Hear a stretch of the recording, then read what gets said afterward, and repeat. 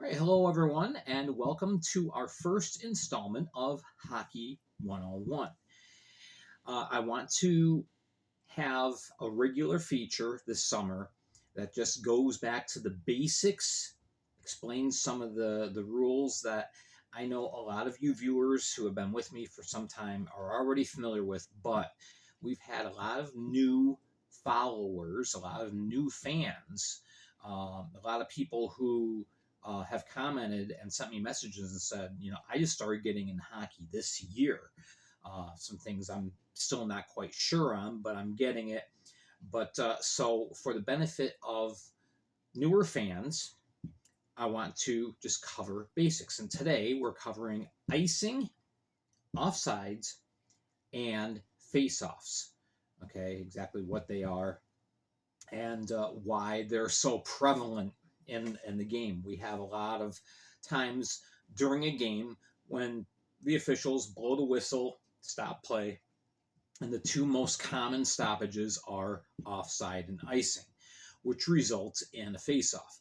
Now, before I get there, let me just refresh all of you for those who you don't know the terminology. All right, I'm not going to get too technical. I'm not going to get too in depth. I'm going to keep it simple. But all right, this is our hockey rink, and the lines all and the circles all represent something. All right, we have goal lines.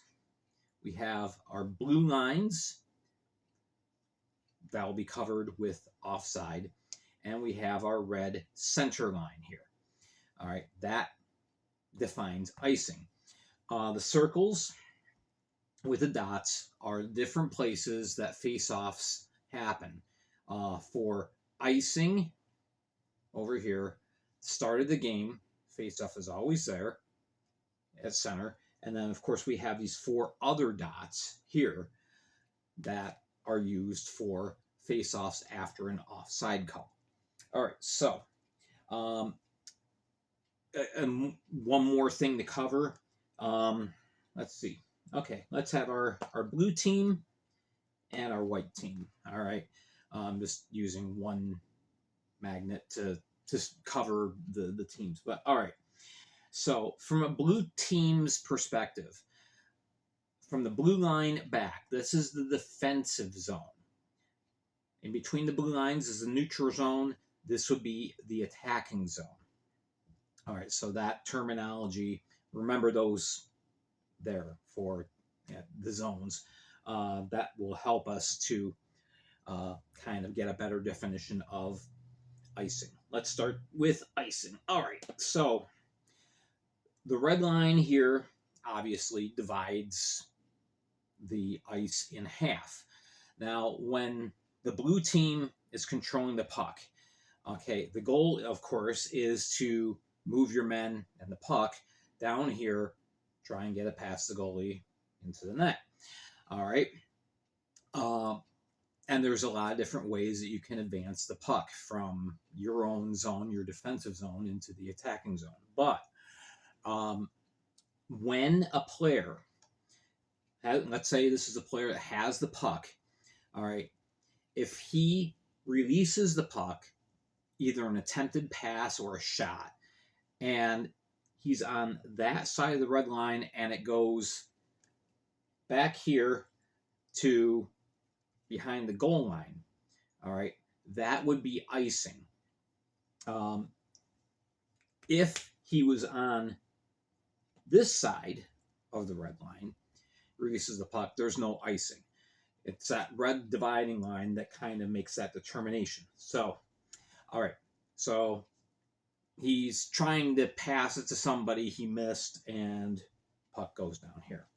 All right, that's icing. So then the whistle blows the play dead, and the referees now, or the officials, will take back the face-off to back here. Now, the other team, the white team, would have the choice of which face-off circle they want the face-off to happen in. All right. And there's a lot of strategy with that I'm not going to get into here. Just, again, covering basics of icing. So that's the definition. Puck goes across the red line, across the blue line, across the goal line. And that's icing. All right. So there's two reasons where icing could be canceled and the referees don't blow a whistle. One would be if the puck carrier here is trying to move the puck in and it bounces off this guy.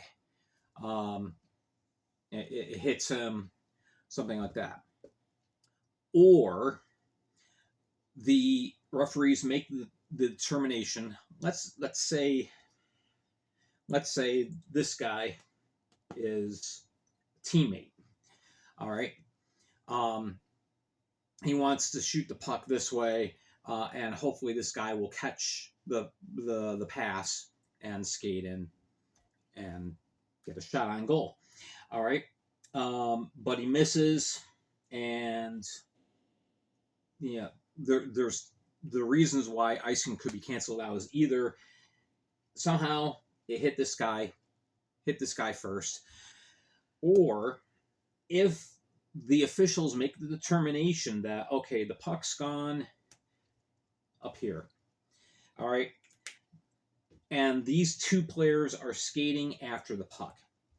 If the referee determines, or the linesman determines, that this guy is going to get to the puck first, he's gonna get there before this guy gets there, all right, then they'll say no icing. This guy is free to play the puck then.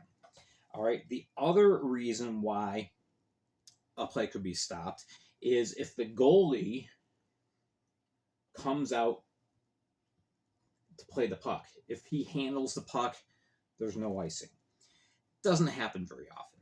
All right. So anyway, that's the basic definition of icing. Is again red line, beyond red line. If that happens, we go back to these face-off circles here. All right. So that's the basics of icing. Now, let's go to offsides because that's a little bit more complicated. All right. I'm not going to need this guy here. All right. So, and I'm going to use some other props here to kind of help define this because there's a lot of close calls with this. Hockey is a very fast game, obviously. And even though the linesmen are standing down here, the linesman, he's standing down here watching, making sure that things stay on sides. The game happens so fast, sometimes the call gets missed. More often than not, they get it. All right, so offside, that is, let me use our blue team and his teammate. All right. So these two, let's say the blue team has a puck and they want to get into the zone, into the attacking zone. The white guy is defending. All right. Basically, the puck has to cross the blue line first. So a player can't skate in backwards. I don't know why you'd want to do that anyway, but a player can't skate in backwards with the puck behind him, cross the blue line first, and then the puck. It has to be the puck first.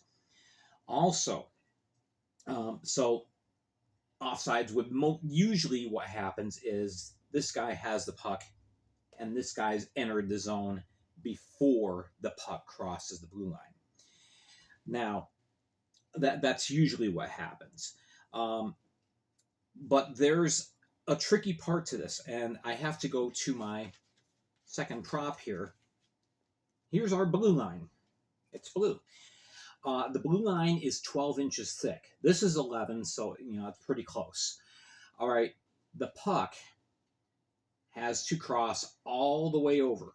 All right, and it's got to be over here past the plane of the blue line. If the other guy, the guy in black here, still has his foot either on this side of the line or on the line, and he hasn't broken that plane before the puck does, that's okay. So sometimes you'll see a player kind of reach back with their foot, keep their foot from crossing that line so that the play stays onside.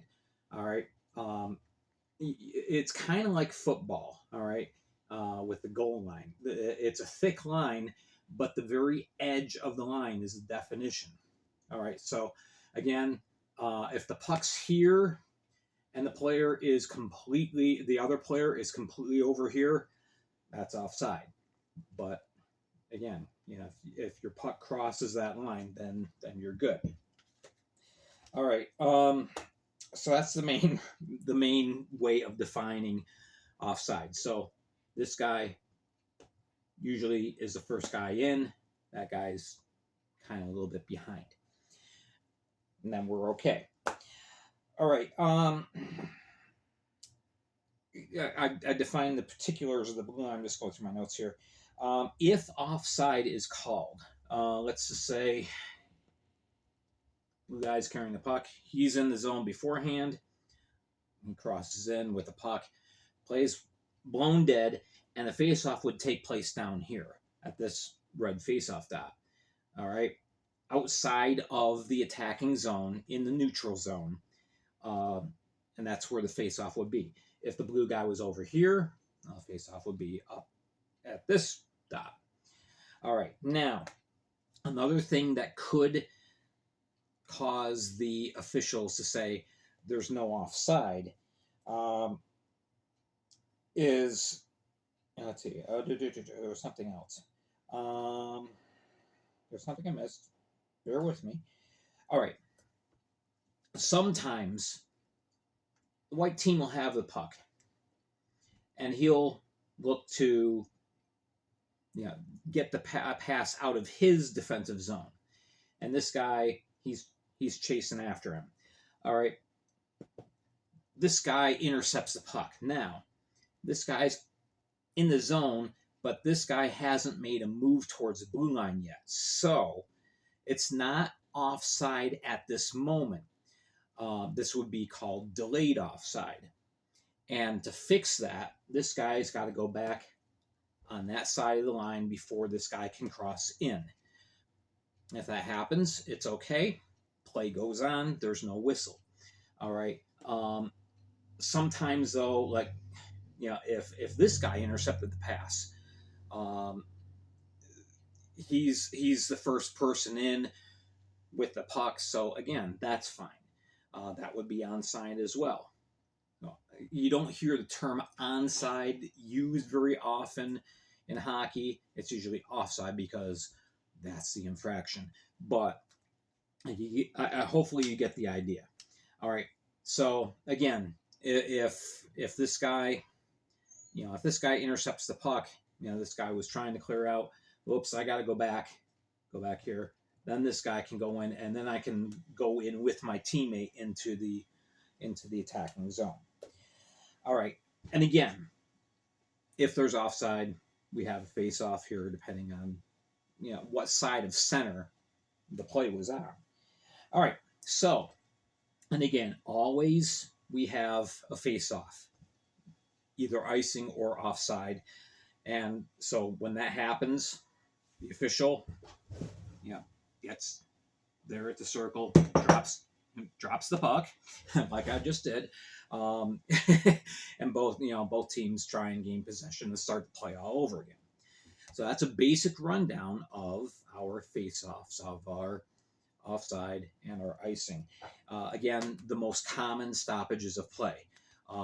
You have a lot of other reasons, obviously, that the play could be whistled to a stop, whistled dead. We'll talk about that in the future weeks. Penalties, we'll cover that. Next week, I'm going to cover, there's four guys wearing striped shirts on the ice. 2 just have black and white jerseys. 2 have an orange armband. Okay, orange armbands are the referees. The other 2 are the linesmen. We'll talk about their responsibilities, how they all work together, what different things they handle, and again, how they help control the game and keep it safe. The primary goal of the referees and the linesman is to keep players safe. And that's why penalties are called. If a player is put in danger, getting hurt, well, that can be a penalty. So anyway, that's for another day, but I wanted to cover this with you. It's a basic rundown. If you have any questions, feel free to message me. You can comment down below, or you can follow me on my Facebook page and ask a question there. Hopefully I can help clarify things if I didn't make it clear enough here for you. But we'll definitely be doing these on Wednesday for the next 13 weeks, Hockey 101. And I hope you enjoyed this. For those of you who are experienced hockey fans, I hope this was a bearable. Bear with me. We've got to let the newer fans catch up, and help them understand the rules of the game and how the game flows. So anyway, there we go. All right. Thank you so much for watching. Make sure you're hitting like and subscribe. Again, I saw on my analytics that 60% of the people who are viewing my videos are not subscribed. So please do. Please subscribe. That would be wonderful. Follow me on Facebook. That's the main place where I cover what's going on around the league. We've had some news earlier this week that we talked about yesterday in the news and notes video. And so make sure you're following me on Facebook. Also, the Flash Audio Network, the links for all my audio podcasts, which are Thursdays, are on my Facebook page.